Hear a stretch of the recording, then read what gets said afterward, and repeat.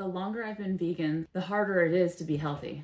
And I don't mean this in a way where your habits aren't better instilled over time, but I mean your environment, because your environment makes or breaks how often, or how well you're going to be healthy.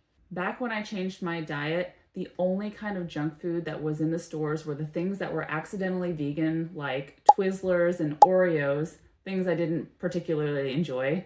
And Daiya cheese was starting to become a thing in stores, and you only found it in certain health food stores, and it really didn't taste very good, so it's not like anybody really wanted to eat it. It was kind of a novelty idea.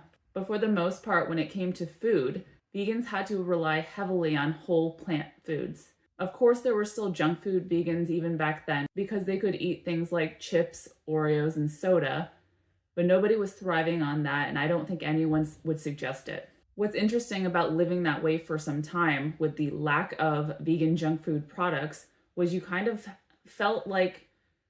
understood what it might have felt like to live in a time when there were no processed foods available. So you might understand a little bit about what it was like to go shopping and have to cook everything you purchased, because that was just the standard. So in some ways, the lack of options kept you healthier because it wasn't there to eat. When you went to the stores, the only vegan burgers were those Boca burgers, and they don't really taste that great either. So I ate a lot of rice, bean, and potato dishes and ate a ton of fruit. And when you went out to eat, that was even more of a joke when it came to being vegan. We were known for ordering off the side menu. So it would look like a side salad, some baked potato, or maybe even French fries if you wanted to splurge a little bit. But none of us were eating out because it was fun. It was never fun to eat out as a vegan. These days, the options are so abundant that I actually can't keep up. There's always a new product coming out, a new restaurant, or a new meal on a menu. And if you tried to keep up with all that was out there, you would probably be compromising your health. It's why I haven't tried out all the restaurants in my own local area, because I just don't have an interest in trying something that I don't want to get addicted to. So yes, it was easier back then because most of the food choices I had was real.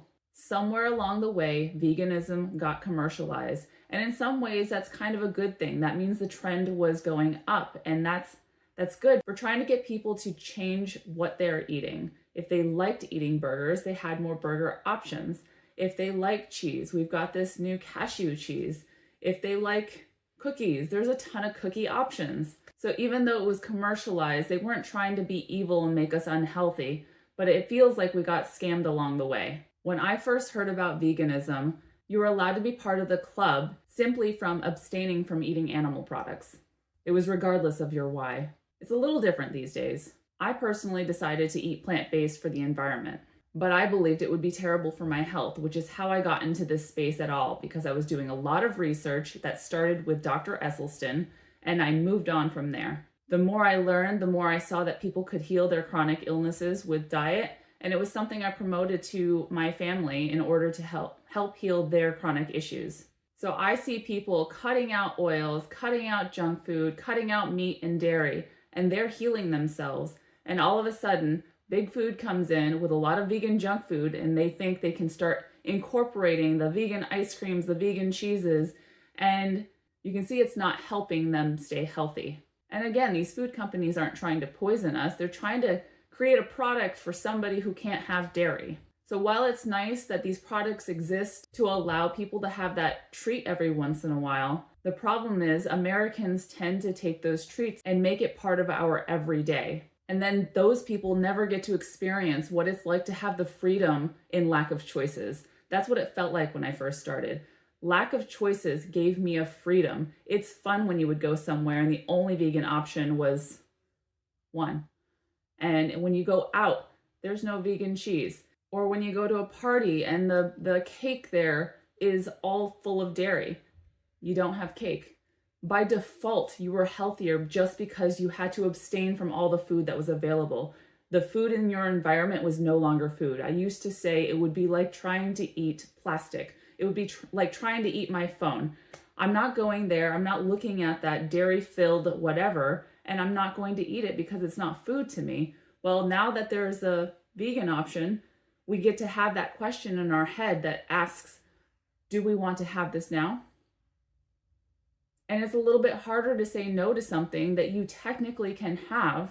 And now it's just a question of whether or not you want your health to suffer, or whether or not you want to enjoy in celebration, or did I deserve it? Those are the questions that come back when the options are available. So I think we can all see that all of the new foods that have been coming out have more in common with junk food than they do with anything that's health promoting.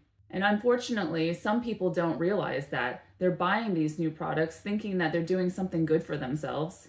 But instead of getting healthier, they get bloated, they get sick, and they wonder why veganism didn't work for them. So once again, I see a place for some of these products. It's great that we have them for those one-off occasions. But when we make them part of our everyday and we get sick from them, we're not going to convince people to try and change their diets if what they're trying to change to looks like malnourished, weak, and sick. If you don't personally look like the picture of health, you're not going to convince anybody that changing their diet is a good idea. Especially considering that the current trend is homesteading. People are adopting more things to do with homesteading than they are anything else. And by default, they are also getting rid of the ultra-processed foods. They might be eating animal products still, but they're growing them. They might be cooking it from scratch themselves. So it's a lot different than the stuff that you're seeing prepackaged and stuffed on the shelves for long-term storage. So these people are getting healthier by getting rid of junk. Meanwhile, vegans are eating more junk, unless they're the crazy ones like us that are trying to promote whole foods. So the reality is, people don't go vegan for the animals. Most people do not. Most of us are pretty selfish, and I'm not saying that's a bad thing either, but that's just what the reality is. If someone goes vegan, the odds are very good they were doing it for their health. And when they don't gain health, they might quit. And ultimately, that hurts the goal of the vegan. And it's not their fault. There was a time when being vegan made you sound like you were the one that was the health person in the group, because by default you were. And now we've taken that messaging and swapped it on people. They think I went vegan for my health, and then all of a sudden they're getting sick or not getting better because they just swapped one set of cookies for another. And I'm sorry for those vegans who don't like when I use the term vegan. I use vegan and plant-based interchangeably.